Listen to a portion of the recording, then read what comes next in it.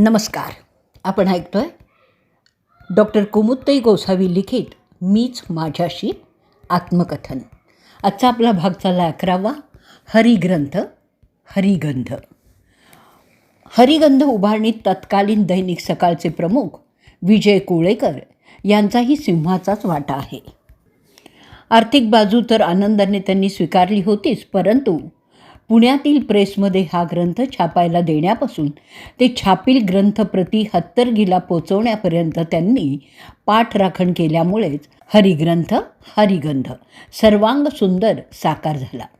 सद्गुरू श्री हरिकाका भक्तांना श्रेष्ठ मानत असत. त्यांच्या मनात अतीव भक्त जिव्हाळाही होता, ममत्वही अपार होतं.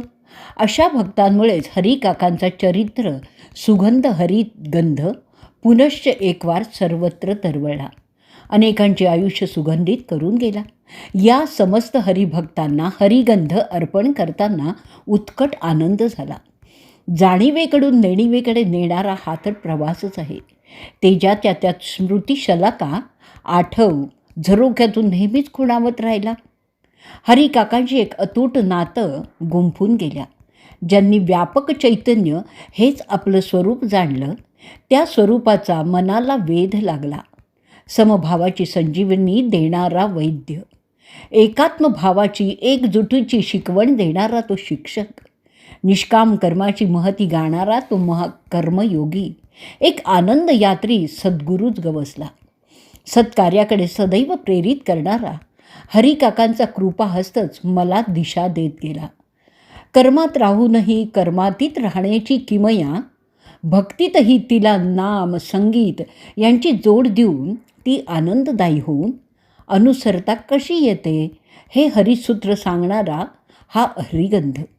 त्यातील संगीत हा भाग तर नूतन गंधर्व आप्पासाहेब देशपांडे यांची संगीत साधना, लोककल्याणासाठी संगीत, पंडित भीमसेन जोशी हरिसंगीत सेवा, नादयोग, रागसंगीताच्या पायवाटा, डॉक्टर अबान मिस्त्री आणि त्यांचे गुरु पंडित के.की.एस. जिजीना यांची मुलाखत, नादब्रह्म, हरिमत्ताल, हरिकाकांचं संगीत प्रेम. दीनानाथ मंगेशकर सांगलीत वस्तीला असताना संगीतप्रिय हरिकाकांनी केवळ त्यांचं गान, संगीत स्वर मनसोक्त अंतरी साठावेत म्हणून त्यांच्या घराशेजारी खोली घेऊन राहणं. संगीत औषधी आदी अत्यंत मौलिक अनुवादानंद, अमृत शिदोरी अशा विविध इंद्रधनू रंगांनी विनटलेला हरिगंध आधीच सोन्याच्यावरी जडावाचे हा हरिकाकांचे उत्तराधिकारी सद्गुरू एकनाथ दादा यांच्या जीवनकार्याचा मागोवा घेणारा लेख. व्हायोलिन वादक D.N. तथा अण्णा जोशी यांची संगीत सेवा, तबला वादनाचा छंद जोपासणारे परम हरिभक्त डॉक्टर नंदकुमार जोशी यांचे अनुभव. छोटा गंधर्व हरिकाकांकडे आलेले असताना त्यांच्यासह श्रीमंत राजाराम महाराज यांच्या आग्रही निमंत्रणानुसार त्यांच्याकडे हरिकाका गेले असताना त्यांच्या आणि महाराजांच्या इच्छेनुसार छोटा गंधर्व यांनी वीणा तबला साथ गायलेल्या गायनाने प्रसन्न झालेला माहोल, अशा कितीतरी लक्षणीय प्रसंगांनीही विनटलेला हरिगंध. हरिकाकांच्या सगुण रूपातील आठवसागर असा अंतरंगात विलक्षण उसळून आला. सद्गुरू हरिकाकांसोबत वेचलेल्या एका अमृतानुभव मौक्तिकातूनच एक प्रसंग झळाळत साथ घालत राहिला. मुंबई, पुणे, बेळगाव आणि आपेगाव, कोल्हापूर, औरंगाबाद, पैठण आदी ठिकाणांचा संत हरिकाकांच्या सह केलेला प्रवास, भेटत गेलेली नाना तऱ्हेची मायमाणसं, त्यांच्या समस्या आपलेपणाने समजून घेत त्यांना सुचवलेले नानाविध उपाय, त्यातून त्यांना मिळणारं समाधान, ही सारी किमया काकांनी कशी साधली याचंही दर्शन जवळून घडत गेलं. कितीतरी जीवनसूत्र देतच राहिले. तसं बघितलं तर असं कुठलंच सुख नाही जे आयुष्यभरासाठी समाधान देईल, पण समाधानातच इतकं सुख आहे जे आयुष्यभरासाठी पुरूनच जाईल. या प्रवासात चालता चालता मी माझ्या पावलांना प्रश्न केला, चालून चालून तुम्ही थकणार तर नाही ना? तू फक्त मनाने थकू नकोस, आम्ही चालून थकणार नाही. पावलांनी दिलेल्या उत्तरातूनही हरिकाकांचं सूत्र निश्चित आहेच की 1987 साली माझा अतीव हट्ट पाहून प्रथम औरंगाबाद आणि नंतर लगेचच पैठण मुक्कामी हरिकाका आले. एकनाथ षष्ठीच्या उत्सवात आल्यामुळे त्यांची आणि धुंडा महाराजांची भेट गावातील नाथ मंदिरातील नाथ वंशस्थ मधुकर बुवा गोसावी यांच्याकडे काका थांबले असल्यामुळे झाली. ती अविस्मरणीय अशी दोन संतांची प्रेमालिंगन भेट पाहूनच सर्व उपस्थित जनही आनंद विभोर झाले. काही काळ त्यांच्या गप्पांनी जुळून आलेली सुरेल शब्द मैफलही मंत्रमुग्ध करून गेली. भोजन पंक्तीचा थाटही साजेचाच होता. महाप्रसादाचा लाभ सर्वांनीच घेतला. महाराज गेल्यावर हरिकाकांनी वामकुक्षी होताच बजावलं की आत्ताच आपण औरंगाबादला जाणार. दहिकाला करूनच जावं म्हणून सर्वांनी केलेला आग्रहही त्यांनी अमान्य केल्यामुळे अखेर आम्ही महागर्दीतून वाट काढत रात्री घरी पोचलो. आजही गावकऱ्यांचं नाथचरित्रावरील रसाळ कीर्तन, सुश्राव्य भजन आणि जागर घालत पहाट होतात शूलभंजनला सकाळीच जाणार असल्याचंही काकांनी जाहीर केलं. पर्वतावर पोचताच कैवल्येश्वर मंदिरासमोर थांबायला सांगून हरिकाकांनी चक्क पावली खेळत खेळत अभंग गायनही केल्यामुळे आनंदाचे डोही आनंद तरंग दाटूनच आले. गोपाळकाला गोडच झाला असं म्हणत काकांनी आपल्या हातांनी उपस्थित मुस्लिम बांधवांनाही काल्याचा प्रसाद भरवला. जसं पैठणला गुहेच्या वाळवंटात भीक मागणाऱ्या मुलाला बोलावून त्याला एक पावली देताना यापुढे भीक मागायची नाहीस, जा, तुला कुठंही काम नक्की मिळेल, तसंच शूलभंजनलाही त्यांच्या समभावाचं प्रेमभावाचं दर्शनच घडलं आणि तेव्हापासून शूलभंजन पर्वतावर प्रतिवर्षी एकनाथ षष्ठी उत्सवात दहीहंडी सकाळीच फोडण्याची प्रथा पडली. तेथील चंद्रकुंड, सूर्यकुंडातील जल हे औषधी शुद्ध जल आहे हे हरिकाकांनी सांगितलं. पूजनीय एकनाथ दादा आणि सुमित्रा वहिनी यांनीही नंतर काकांचा हा वारसा उत्तमपणे निभावला. अतिशय कोमल हृदयाची चांगली बुद्धिवान माणसंही धोका खातात, कारण ती समोरची माणसंही चांगल्या हृदयाची आहेत असा विश्वास ठेवतात. म्हणूनच असा अनुभव अनेक वार आल्यामुळे शूलभंजनच्या विकास कार्यात ही शिदोरी कामी येत असे. शूलभंजन पर्वतावरील उभारलेल्या दत्तधाम मंदिरात मूर्ती प्रतिष्ठापनाचं स्वप्न साकार करताना त्या समारंभाच्या आयोजनात विविध क्षेत्रातील महनीय व्यक्ती देखील आपणहून सहभागी झाल्या होत्या. 19 मार्च 1998च्या एकनाथ षष्ठीला श्री दत्तात्रय, जनार्दन स्वामी आणि संत एकनाथ महाराज यांच्या प्राणप्रतिष्ठा भव्य सोहळ्यासाठी अन्य मान्यवर उपस्थितीत औरंगाबादचे महान सेवाव्रती समाजभूषण गोविंदबाई श्रॉफ यांना पाहून सर्वजण अचंबित झाले असले तरी एखाद्या अखंड ध्यासातून एका पर्वतावर एखादी धार्मिक असो किंवा सामाजिक उभारणी कशी केली जाते हे अवलोकन करण्यासाठी आपण आलेलो आहोत असं आपल्या आशीर्वादपर भाषणातून भाईंनी सांगताच भरून पावलं. अशा मिळणाऱ्या ऊर्जेतूनच कार्य पुढे होत राहिलं.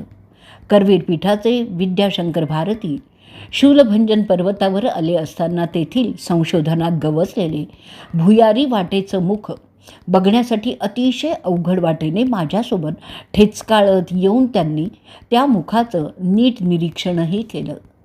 एकदा एकनाथ षष्ठीची शूलभंजनवरील महाआरती चालू असताना आपल्या भक्त मेळाव्यासह तुळजाभवानी स्वरूप माई महाराज दत्तधाममध्ये आलेल्या दिसतात धावत जाऊन त्यांना मूर्तीच्या पुढ्यात आणून आरतीचं तबक त्यांच्या हाती देताना त्यांच्या मुद्रेवरील अतिप्रसन्न भाव बघूनच मन आनंद विभोर झालं. इथल्या आरतीचं एक विशेष असं आहे की आरती सुरू होताच कुत्री तिथे येतात आणि आरतीच्या सुरात आपला सूर मिसळतात. हे पाहून नवीन येणारे तर अवाकच होतात. काहींनी तर त्याचं रेकॉर्डिंगही केलेलं होतं. महाप्रसादाचा म्हणजे दालबाटीचा आस्वादही माई भक्तांसह सर्वांना खूपच आवडला. यापूर्वी इथेच झालेल्या एका पत्रकार परिषदेनंतर दिलेल्या दालबाटी भोजनाला पत्रकारांनी दाद देताना स्पष्ट केलं की कसला पर्वत नि कसली ती पायपीट, पण प्रत्यक्षात इथला निसर्ग, इथलं अत्यंत शांत प्रसन्न वातावरण आणि असं अतीव चविष्ट भोजन, मिळालेली या स्थानाची दुर्मिळ माहिती आणि संशोधन हे सारं पाहून शीणभार तर नाहीच आहे, परंतु पर्वत उतरून लवकर परतावं असंही वाटत नाही आहे. असा हा शूडभंजन स्थान महिमा, जिथे वारंवार पावलं वळावीत अशी ही तपोभूमी. आपण जिना चढतो ते जिन्यासाठी नसून वरच्या मजल्यावर जाण्यासाठी असतं. वरच्या मजल्यावर जाणं हे साध्य असून जिना हे त्याचं साधन आहे. त्याचप्रमाणे व्रत, नेमधर्म, यज्ञ, याग ही सर्व साधनं असूनही भगवंत प्राप्ती हे आपलं साध्य आहे. हे ध्यानी घेत पतिराजांनी पित्याचा श्रीमद भागवत कथा निरूपणाचा समर्थ वारसा विशेष अभ्यास आणि प्रबळ चिंतनशीलतेतून पुढे चालवला होता. त्यांनी शतकपूर्ती केल्याच्या आनंदात त्यांच्या या कथा निरूपणाचा शुभारंभ ज्या राधाकृष्ण मंदिरात झाला, तिथेच कृष्ण जन्माष्टमी सोहळ्यातील भागवत कथा सप्ताहाचा शुभयोगही आला. यावेळी आपल्या घरी रंगलेल्या भागवत सप्ताहांची सर्वांना सुखद स्मृती झाली. श्रीमद भागवत संहितेचे ते 2 महिला गटांचे एकानंतर एका गटाने केलेले सुरेल स्वरातील पठण, त्यातील कितीतरी महिला केवळ अक्षर ओळख असतानाही बापूंच्याकडे संहिता पठण शिकून अस्खलित संस्कृत श्लोकही तालासुरात उच्चारणाऱ्या पाहून डोळ्यांचं आणि ऐकून कानांचं पारणं फिटत असे. भारती आणि माझी मानसकन्या मंगलाताई यांनी केलेले सुंदर नियोजनामुळे महिलांना माहेरपण आठवावं. असंच त्यांचं सप्ताहभर लाडाचं खाणं पिणं, बापूंच्या परमशिष्य शांताबाई तथा चेरेकर अम्मांनी केलेली सजावट, विशेष आकर्षक असे भागवत कथेतील सोहळे, त्यात सानंद सामील झालेली शेजारी पाजारी, ज्यांच्यातील अनेकांनी ते पाहण्याचा प्रथमच आनंदानुभव घेतला होता. आम्हाला काही सेवा सांगा असा त्यांचा परिवर्तनशील आग्रहच होता. एकाच्या पुढाकाराने सुसंस्काराची अशी सहजपणे शिंपण होते हेही कळलं. भागवत कथा समारोपाचं अतिशय रंगलेलं मनोहर बुवांचं आगळं कीर्तनातून त्यांनी गायलेलं साभिनय रचनाबंध, साकी, दिंडी, फटका आदी, निघालेली डोक्यावर भागवत ग्रंथ घेऊन भव्य मिरवणूक, सारं काही विलक्षण आणि देखणंच. महाप्रसाद भोजनाच्या पंक्ती तर अख्ख्या दिवसभर चालूनही शिल्लक उरलेलं अन्न आम्ही जेव्हा कॉलनीत घरोघरी प्रसादान्न म्हणून प्रेमाने नेऊन दिलं, त्यावेळी ते स्वीकारताना झालेला आनंद पाहून प्रदक्षिणा, प्रसाद यांचं स्थान लोकहृदयात अद्यापही टिकून आहे याचं समाधानही लाभलं. बकुळीचं मन किती निरागस असतं, अगदी सुकल्यावरही गंधाला घट्ट बिलगून बसतं.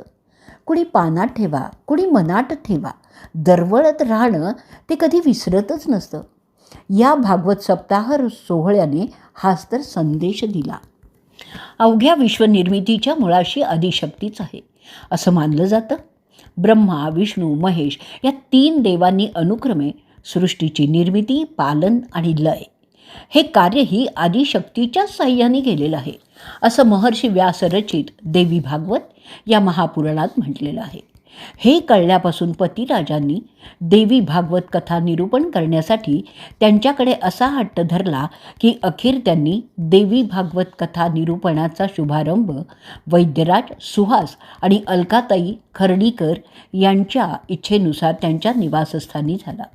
अतिशय जिज्ञासू ज्ञानार्थी श्रोत्यांनी श्रवणानंदाचा मनसोक्त लाभ घेत भव्य कथा सांगता सोहळाही केला. श्रीमद भागवत सप्ताह परंपरा जोमाने चालू असली तरी व्यासांनी देवी भागवतातून स्त्री शक्ती संबंधीचं जे अत्यंत गौरवपूर्ण दर्शन घडवलेलं आहे ते जर समाजाने तटस्थपणाने नीट समजून घेतलं तर कितीतरी स्त्रीविषयक समस्या दूर होतील. मात्र पुराणातली वांगी पुराणात म्हणून त्याकडे न पाहता त्यातील वास्तव स्वीकारल्यास स्त्रीविषयक दृष्टिकोनच बदलेल. हे आदिशक्ती देवी, तू सर्वांचं कल्याण करणारी, भगवान शंकरांचं मनोरथ पूर्ण करणारी निर्गुण रूपा तू आहेस. असंही देवी भागवतात म्हटलेलं आहे. नमो देवी महामाये विश्वोत्पत्ती कर शिवे निर्गुणे सर्व भूतेशी माता शंकर कामदे. देवी भागवतातला प्रथम स्कंदातली ही ओवी आहे. असं सांगणारी ही शक्ती उपासना. तशी शक्तीची रूपं अनेक आहेत. दैवी रूपासह तिची सौरशक्तीसारखी निसर्गरूपही लक्षणीयच आहेत. मानसिक शक्तीत प्रतिभा ही विचारांची शक्ती आहे. साचेबंद पारंपरिक वातावरणात क्रिएटिव्हिटी मंदावते. नव्याने कष्ट घेण्याची मनाची तयारीच नसते. हे अशा ग्रंथ निरूपणातून हाती येणारं पाथेय सोबत घेऊनच आपण आपल्या संकल्पित कार्यात मग्न व्हावं. त्या दयाघनाने आपल्याला दिलेल्या 2 हातांनी काम करत राहणं हीच तर खरी शक्तीची अनुभूती आहे आणि हीच तिच्यातली विचारशक्ती पण आहे. मग मनच कलागुणांचं दार कसं उघडायचं याची उकलही करून देतं. वैचारिक संस्काराच्या संग्राह्य आणि चिरंतर नंदादीपाप्रमाणे मनच नाना आविष्कार करतं. शब्दांच्या लावणीपणता उजळती अंतःकरणे या न्यायाने पतिराजांच्या देवी भागवत कथा निरूपणाने अनेकांची अंतःकरणं उजळली. सुखद जीवनासाठी मनात सत्यता, ओठांवर प्रसन्नता आणि हृदयात पवित्रता असणं अत्यंत आवश्यक आहे. ज्याचं मन मस्त त्याच्याकडे समजतं असा संदेश देणाऱ्या अध्यात्माची एकदा का कोडी लागली की एक आगळीच ओढही निर्माण होते. त्यामुळे तर पतिराजांचं भावार्थ रामायण कथा निरूपणही श्रवणसुखाची आस लावून गेलं. शिवाय रामायण कथा प्रामुख्याने वाल्मिकी रामायणावर आधारितच ऐकायला मिळाल्यामुळे संत एकनाथ महाराजांचे हे भावार्थ रामायण ऐकण्याचं माझं स्वप्नही पूर्ण झालं. अखेर घरचाच वैद्य कामी आला तर. नाथांचा राम केवळ संसारबंध विमोचक नाही तर सूरबंध विमोचकही आहे. हे त्यांचं ब्रीद आहे. रावणाने देवाची अवस्था कशी केली होती हे भावार्थ रामायणाच्या अयोध्या कांडात नाथ सांगतात. रावणाकडे इंद्र देवाचा राजा वारिक म्हणजे नाभी किंवा नाभी, तर चंद्र छत्रधारी, यम पाणीभरी, वासुदेव झाडलोट करी, अशी देवदुर्दशा. असंच वर्णन नाथांनी युद्धकांडातही केलेलं आहे. युद्धकांड अध्याय 26. नाथांनी रामाच्या युद्धकौशल्याचं वर्णन करताना विविध शस्त्रांचा अस्त्रांचा उल्लेखही केलेला आहे. नाथांचा राम राजनीती निपुणही आहे. श्रीरामांच्या रूपाने जणू प्रपंची परमार्थी सावधान असल्याचा आदर्श समोर ठेवून लोकांनी परसत्तेत असताना भेकडपणाच्या आहारी जाऊन आत्मघात करून घेऊ नये असं सांगून नाथांनी मराठी माणसाच्या जगण्याला मानसिक आधार दिला. भविष्यातील रामराज्यासाठी शिवरायांसाठी महाराष्ट्राची मनोभूमी नांगरून ठेवली. रामकथेचं गुणगान केलं. भावार्थ रामायणातील व्यक्तिचित्र चितारताना विश्वामित्र म्हणजेच विवेक, वसिष्ठ, सद्विचार अशी रूपकं नाथांनी योजलेली आहेत. ती त्यापाठी असलेला हेतू दर्शवतात. भावार्थ रामायण हे जसं अध्यात्म रामायण आहे तसंच ते पुरुषार्थ रामायणही आहे. नाथकालीन समाजाला खऱ्या पुरुषार्थाची नितांत आवश्यकता होती. हे जाणूनच त्यांनी आपल्या भावार्थ रामायण ग्रंथाची रचना केलेली दिसून येते. औरंगाबाद, पुणे, मुंबईसह मोगरा, कानसूर, पारगाव आदी ग्रामीण भागातही श्रीमद भागवत कथा निरूपणाचा अमृतयोग आला. तसा देवी भागवत आणि भावार्थ रामायण कथा निरूपणाचाही यावा, त्यासाठी माझी सदैव प्रार्थनाच असायची. सतत 1 वर्षाच्या आजारपणानंतर ज्यावेळी पुण्यातले तावसे दाम्पत्यांनी तो योग साधण्यासाठी अथक दैवी साधना करून तो साधावा, ही देखील आम्हावरील दैवी कृपाच आहे. पुण्यातील हा सोहळा तर अतिशय संस्मरणीय असाच झालेला होता. सुगंध हा केवळ फुलांनाच नसतो तर तो माणसाच्या शब्दांनाही असतो. तसंच जर सफलता एक सुंदर पुष्प असेल तर विनम्रता हा त्याचा सुगंधच आहे. व्यवहारात तर गळ्यात सोन्याची माळ घातली तर चोर लक्ष देणारच की हो, आणि तुळशीची माळ घातली तर देव लक्ष देणार. हे चांगलंच कळलं होतं. माझ्या वारकरी पणजोबांनी गावी आणलेल्या विठ्ठल रुक्माईने विलक्षण लळा लहानपणीच मला लावला होता. त्यामुळे तर नाथ वाङ्मय सेवेत मन अधिक रमायचं. एकेकाळी पंढरीचा पांडुरंग शक्तिबळावर घेऊन गेले असताना नाथांचे पणजोबा संत भानुदास महाराज यांनी भक्तिबळावर पंढरीला कसा आणला, याचं रसभरीत वर्णन आईने केल्यापासून तर माझी भक्ती अधिकच अंतरंगी रुजत गेली. नाथांच्या विजयी पांडुरंगावरही जडली आणि म्हणून तर वारकऱ्यांच्या इच्छेनुसार त्यांच्या खिशात बसेल अशा माझ्या युग संजीवक नाथ या पुस्तिकेच्या मुखपृष्ठावर हा विजयी पांडुरंग सतत एकनाथांच्या पुढ्यात मोठ्या देखड्या चित्ताकर्षक रूपात दिमाखात उभा ठाकला. अवघेची त्रैलोक्य आनंदाचे आता चरणी जगन्नाथा चित्त ठेले. माय जगन्नाथ बाप जगन्नाथ, अनाथांचा नाथ जनार्दन, एका जनार्दनी एकपणे उभा. चैतन्याची शोभा शोभा लासे अशी अभंग साक्ष देणाऱ्या या पुस्तिकेच्या 5,000 प्रती पैठणच्या नाथषष्ठी उत्सवात प्रसाद रूपाने वाटल्या. त्यावेळी वारकऱ्यांच्या अंतर्ये आनंद लहरी उसळून आलेल्या पाहताच अंतःकरण भरून आलं. पुढे एका समारंभात राष्ट्रसंत तुकडोजी महाराजांचं परमभक्त विख्यात कीर्तनकार गाडेकर दादांना ही पुस्तिका भेट दिली, तर त्यांनी त्यावरील अभिप्राय देताना घागर में सागर असं सांगून खरं तर नाथ गौरवच केला. वास्तविक शब्द पंढरीचे वारकरी होऊन संत एकनाथ महाराजांसारख्या युगसंजीवक कार्य करणाऱ्यांचा, ज्यांची वाङ्मय रचना लाखाच्या घरातील त्या अमाप वाङ्मय रचनेचा जीवनचरित्राचा वेध एवढा संक्षेपानं घेणं म्हणजे आकाशच ओंजळीत घेण्यासारखं आहे नव्हे का? एक वेळ विस्ताराने लिहिणं सोपं आहे अशी ही महनीय कसोटी केवळ नाथ कृपेनंच त्यांना अनन्य भावाने शरण जात मागणं मागितल्यानेच अवघे 48 पृष्ठांची ही पुस्तिका पूर्णत्व पावलेली आहे ही अनुभूती आली. फ्रेंच तत्त्वज्ञ लेखक जॉन पा सार्थ यांनी तर आत्मचरित्राला लेस गोट्स म्हणजे वर्ड्स असं नाव दिलेलं आहे. एकदा का शब्द पंढरीत शिरलं की मग असं नातं जडतं शब्दांशीच.